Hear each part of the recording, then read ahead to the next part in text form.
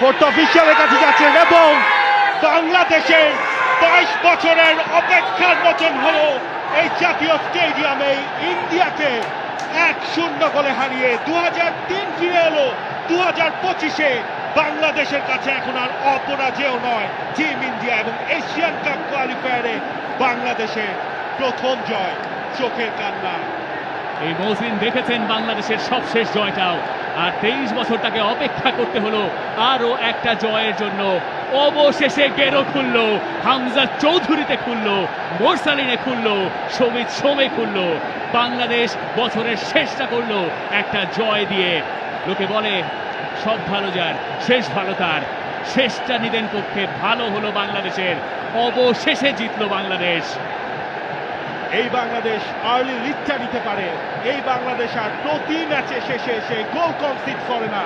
এই বাংলাদেশ ম্যাচের কন্ট্রোলটা রাখতে পারে।